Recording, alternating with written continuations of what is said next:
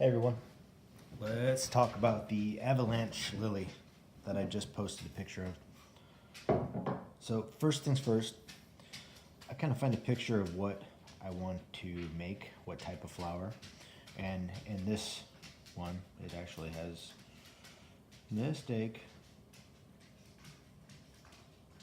I didn't realize it before because I can't count good, but my lily has 6 petals and an avalanche lily has 5. I'm not sure where I counted wrong, but we'll go with it. Half price. So I have this shape. We're going to pretend like it's 5-sided. And I want to try and make these petals more like this, more like pointed. But I don't really have the room to make it as long as I want to, or if you look at the avalanche lily pictures, they kind of get long and stringy, twirl around and twist and do some awesome things. So what I want to do is I want to take this die, let's tell you what it is here. It's the Potter 638. I'm going to take that cutout, so this is the cutout of that die. I'm going to take this cutout and elongate it. If you have a rolling mill, you can do that. The problem with the rolling mill in this is that when you roll it through, it'll roll it equally all the way across. But if you hammer form, you end up only affecting the areas that you want to hammer out, elongate, or form. It doesn't do the entire piece at once.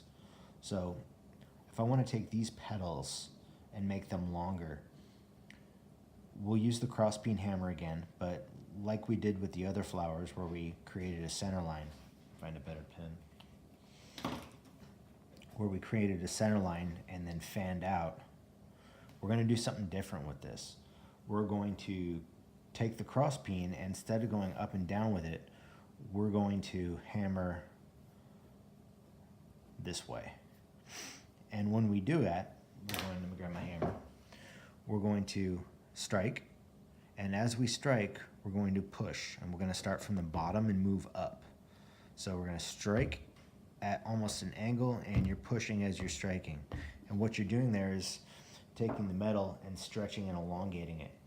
Once you do that with all petals, you take what starts off like this and ends up like that. So I have these crosshatch texturing marks on there from that operation. Not a problem. If you anneal it and then rehammer it like we did with the other ones where you fan them out, those lines will go away. That's what happened with this one.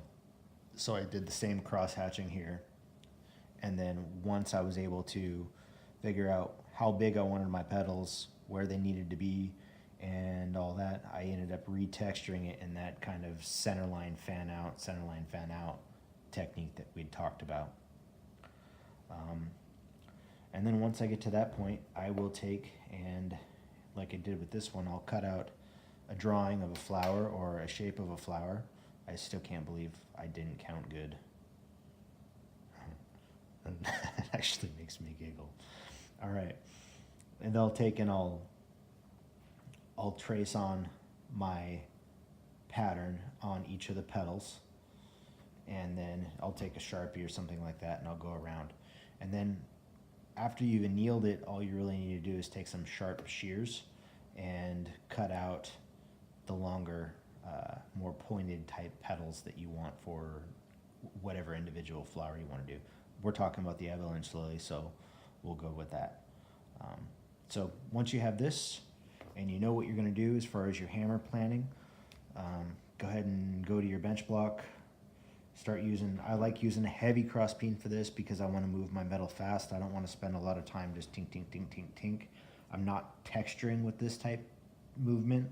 I am specifically trying to draw the metal out longer so that it meets the pattern that I'm trying to find.